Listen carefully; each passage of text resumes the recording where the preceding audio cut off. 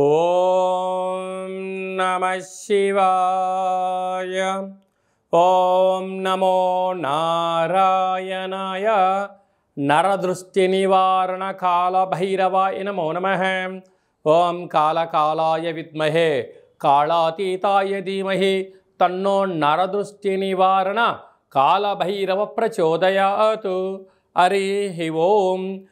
ఓం మహాదేవ్యై చ విద్మహే విష్ణుపత్ని చ ధీమహి తన్నో మహాలక్ష్మి ప్రచోదయాత్. హరి ఓం.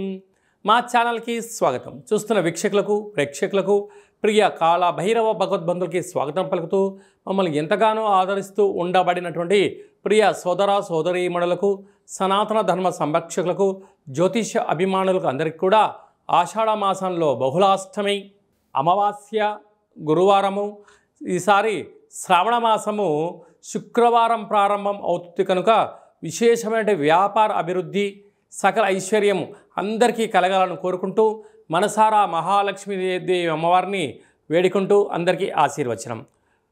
16/7/2025 నుండి 31/7/2025 వరకు పుట్టినటువంటి వారందరికీ కూడా ముందస్తుగా జన్మదిన శుభాకాంక్షలు. గతంలో వివాహం చేసుకున్న వారికి వివాహ వార్షికోత్సవ శుభాకాంక్షలు. ద్వాదశ రాశుల్లో గ్రహ గమనాల్ని ఒకసారి వీక్షింపచేద్దాం. వృషభ రాశిలో శుక్ర భగవానుడు స్వక్షేత్రం సంచార స్థితి, మిథున రాశిలో దేవగురు బృహస్పతి సంచార స్థితి, కర్కాటక రాశిలో రవి బుధ సంచార స్థితి, బుధాదిత్య రాజయోగము, సింహరాశిలో కుజుడు మరియు కేతు సంచార స్థితి, కుంభరాశిలో రాహు సంచార స్థితి, మీనరాశిలో శని భగవానుడి యొక్క సంచార స్థితితో ద్వాదశ రాశుల్లో గ్రహ గమనాలు ఈ విధంగా ఉన్నాయి. ధనుసు రాశి వారికి అర్ధాష్టమ శని సంచార స్థితి, అష్టమ స్థానంలో బుధాదిత్య రాజయోగం ఉండెను, అష్టమ స్థానంలో రవి సంచార స్థితి ఉన్నప్పుడు ఈ ఆషాఢమాస బహుళ అష్టమి అమావాస్య సందర్భంగా గురు పుష్యార్క యోగాన్ని ఎలా పొందాలో ఈ వీడియోలో సవివరంగా సంపూర్ణంగా తెలుసుకుందాం. ధనుసు రాశిలో ఏ నక్షత్రాలు వస్తాయనగా మూలా నక్షత్రంలోని 4 పాదాలు, పూర్వాషాఢ నక్షత్రంలోని 4 పాదాలు, ఉత్తరాషాఢ నక్షత్రంలోని 1 పాదం కలిపితే ధనుస్సు రాశి అవుతుంది. రాశాధిపతి దేవగురు బృహస్పతి. వీరికి తృతీయంలో రాహు సంచార స్థితి ఉండడం వల్ల వృత్తులలో, ఉద్యోగాల్లో, వ్యాపారాల్లో అనేక రకమైన చిక్కుముడులు గతంలో ఉన్నాయి. వాటిని ఒకటొకటి ఓపెన్ చేసుకుంటూ రాగలిగితే, ఓపిక కలిగితేనే ఒక వ్యక్తి చరిత్రకు నాంది పలకగలడు. ఆ స్థితి ఉండాలి. కాకపోతే ధనుసు రాశి వారికి శత్రువులు ఎక్కడో ఉండరు. వృత్తులలో, ఉద్యోగాల్లో, వ్యాపారాలలో మీరు ఎవరికైతే బాగా నమ్మి డబ్బులు ఇస్తారో వారే శత్రువులు అవ్వడం, తల్లిదండ్రులతో, అన్నాదమ్ములతో, అక్కాచెల్లెలతో వీలైనంత వరకు ధనపరమైనటువంటి ఆర్థిక లావాదేవీలకు దూరంగా ఉండగలిగినట్లయితే చాలా మంచి కాలము అని చెప్పి గమనించాలి.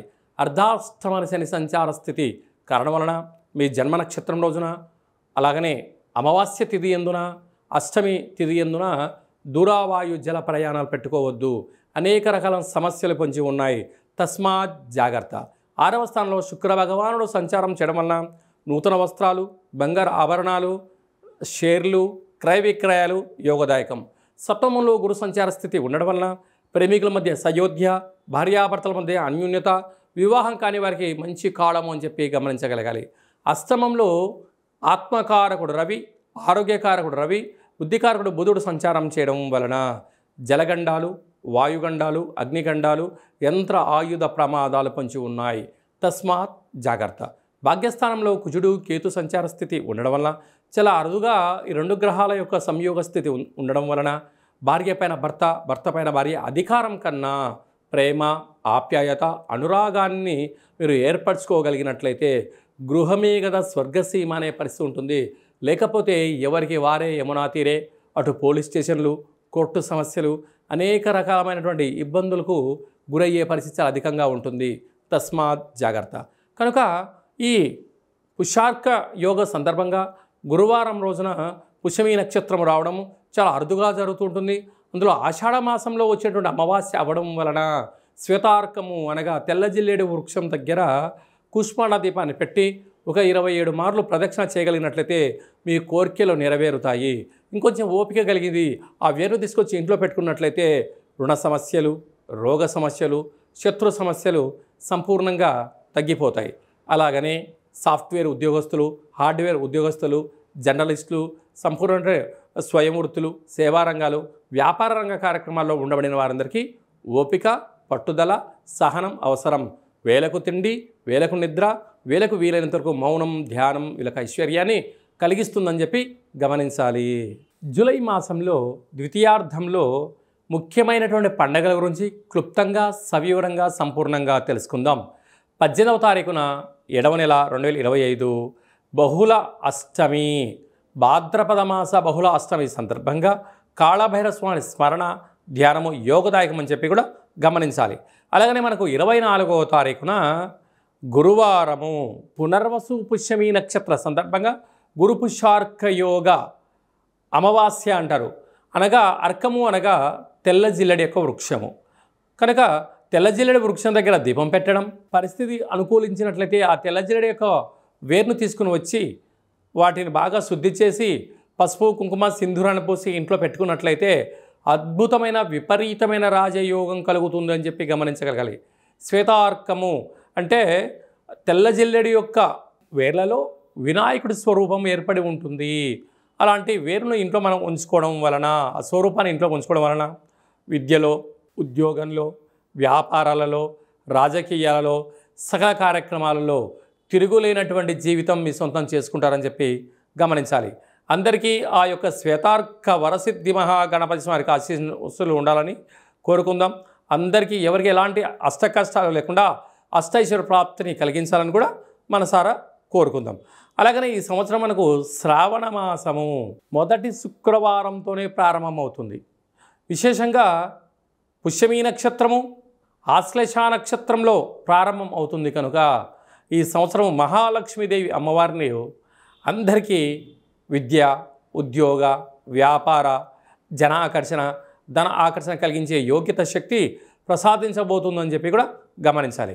కనుక మనం అందరము కూడా వీలైతే మనం శుక్రవారం పూట అమ్మవారిని స్మరించడం, ధ్యానించడం, లక్ష్మీదేవి పూజ చేసుకోవడం వల్ల సకల ఐశ్వర్యాలంతా కూడా మన సొంతమవుతాయని చెప్పి గమనించాలి. అందరికీ అమ్మవారు సకల ఐశ్వర్యాలని, అలాగే ఆదిలక్ష్మీ గణపతి, ధైర్యలక్ష్మీదేవతి, విద్యాలక్ష్మీ గణపతి, సకల ఐశ్వర్యలక్ష్మీ గణపతులు సంపూర్ణమైన ఐశ్వర్యాన్ని ప్రసాదించాలని మనసారా మనం కూడా కోరుకుందాం. మీ వ్యక్తిగత జాతకం తెలుసుకోవాలనుకుంటున్నారా? మీరు పుట్టినటువంటి తేదీ, నెల, సంవత్సరం, సమయం వ్రాసి మీరు పంపించగలిగినట్లయితే 100 సంవత్సరాల జాతకాన్ని సవివరంగా, సంపూర్ణంగా వ్రాసి పంపించి మీరు పుట్టినప్పుడు గ్రహ గమనాలు ఎలా ఉన్నాయి, ప్రస్తుతం ఎలా ఉంటున్నాయి, రాబోయే కాలం ఎలా ఉండబోతున్నాయో సవివరంగా, సంపూర్ణంగా తెలియజేయడం జరుగుతుంది. చాలామందికి పుట్టినటువంటి కాల సమయంలో డేటా బర్త్లు లేనటువంటి కారణం వలన పేరు యొక్క మొదటి అక్షరాన్ని అనుసరిస్తూ, అలాగనే మీకు రమణ శాస్త్రం ద్వారా అనగా గవ్వళ ద్వారా భూత, భవిష్యత్, వర్తమానాన్ని కాళభైరవ ఉపాసన చేత తెలియజేయడం జరుగుతుంది. కనుక జాతకాన్ని తెలుసుకుందాం. జీవితంలో ఉండబడినటువంటి అడ్డంకులను తొలగించుకొని అద్భుతమైన బంగారు భవిష్యత్తు జీవితానికి స్వాగతం పలుకుదామని కోరుకుందాం.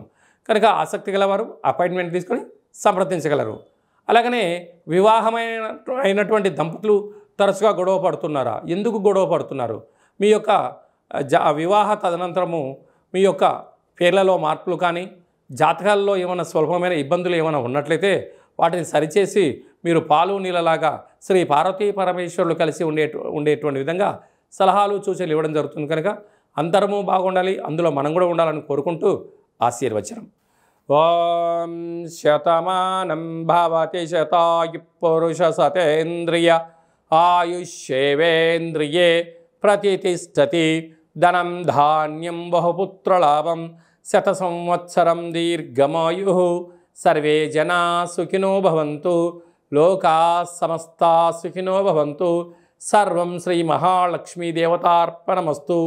హరి ఓం. ఈ వీడియో మీకు నచ్చినట్టయితే లైక్ చేయండి, షేర్ చేయండి. అందరికన్నా మీ వ్యక్తిగత జాతకాన్ని ముందుగా తెలుసుకోవాలి అనుకుంటున్నట్లయితే మా ఛానల్ని సబ్స్క్రైబ్ చేసుకోండి. అలాగనే ఆల్ అనే బటన్ను ప్రెస్ చేసి గంట సింబల్ ప్రెస్ చేసినట్లయితే సర్వత్రా అమ్మవారి యొక్క ఆశీస్సులు మీకు పుష్కలంగా ఉంటాయని చెప్పి కూడా గమనించాలి.